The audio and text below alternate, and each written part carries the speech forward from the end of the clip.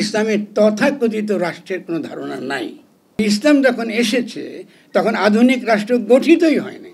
যখনই আপনি দাবি করেন রাষ্ট্র সার্বভৌম, আপনি তৎক্ষণাৎ আপনি খ্রিস্টান। রুহানি সত্তার জয়গান গাইবার জন্যে আবু সাইদ হাত তুলে সে শহীদ হয়েছে, কারণ সে সমষ্টির স্বার্থ সে ধারণ করেছে তার বুকের মধ্যে। ইসলামের প্রথম প্রস্তাবনা হচ্ছে এই মানুষ নশ্বর, ফলে মানুষের পক্ষে কখনো শাশ্বত চিরস্থায়ী সত্য পৌঁছানো অসম্ভব।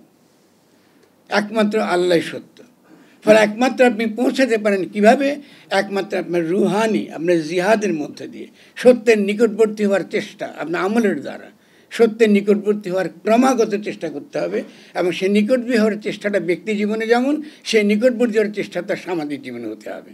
ফলে সমাজকেও রুহানিয়াত গুণ সম্পন্ন হতে হবে, মানে সে দিব্যগুণ সম্পন্ন হতে হবে।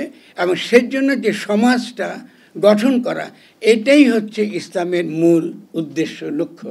ইসলামের তথাকথিত রাষ্ট্রের কোনো ধারণা নাই, কখনোই ছিল না। কেন? কারণ ইসলাম যখন এসেছে তখন আধুনিক রাষ্ট্র গঠিতই হয়নি। খেলাফত ছিল, খেলাফত মানে রাষ্ট্র না, খেলাফত যে প্রশাসন ক্ষমতা। আধুনিক রাষ্ট্র গড়ে উঠেছে খ্রিস্টীয় চিন্তার উপর, গ্রিক খ্রিস্টীয় চিন্তার ভিত্তিতে।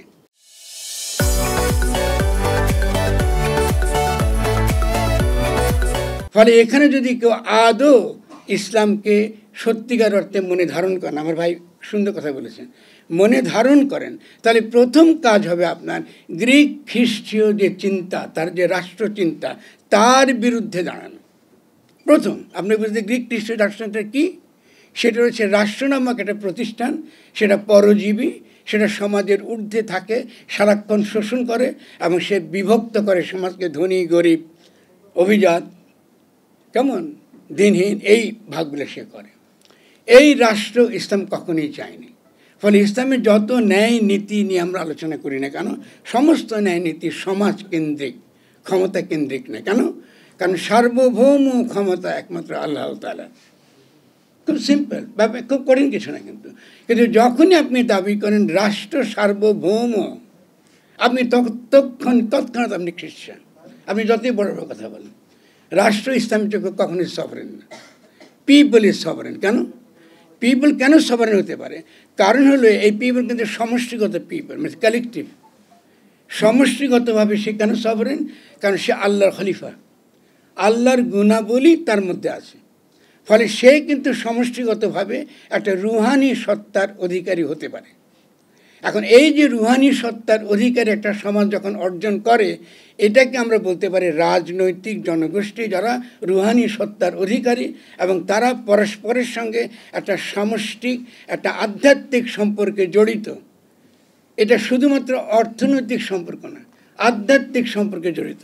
আপনি আমার খালাতো ভাই হতে পারেন, মামাতো ভাই হতে, আমার আপন ভাই হতে পারেন, আমার আপন বাবা হতে পারেন, মা হতে পারেন, কিন্তু আপনার সঙ্গে আমার সম্পর্ক একমাত্র আল্লাহর মারফতে, mediated by the divine experience, যেটাকে আমরা ইসলামে বলি শাহাদা।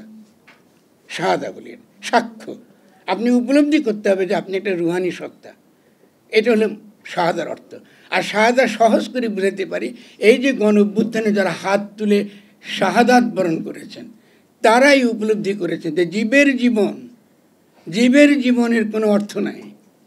একমাত্র মানুষের জীবনের অর্থ যদি সে রুহানি সত্তার অধিকারী হতে পারে। ফলে রুহানি সত্তার জয়গান গাইবার জন্যে আবু সাইদ হাত তুলে সে শহীদ হয়েছে, কারণ সে সমষ্টির স্বার্থ সে ধারণ করেছে তার বুকের মধ্যে। এই যে ধারণা যদি আপনারা না ঢুকাতে পারেন, তাহলে কোরআন টোরআন পড়ে কোনো লাভ হবে না, খামাখা। আল্লাহর তো কোনো প্রিন্টিং প্রেস নাই, আছে কি ভাই? আল্লাহ ছাপাখানা আছে? উপর থেকে ছাপাই কোনো সেই পাঠাইছে নাকি ওই আকার আসছে নবীর কাছ থেকে? তো আপনারা কেন কোরআন বিশ্বাস করেন? কারণ আপনি নবীর উম্মত তাই বিশ্বাস করেন, আর তো কোনো কারণ নেই। তবে সে নবী কিন্তু যে লড়াইটা করেছে, এটা পলিটিক্যাল এবং রুহানিয়াত লড়াই।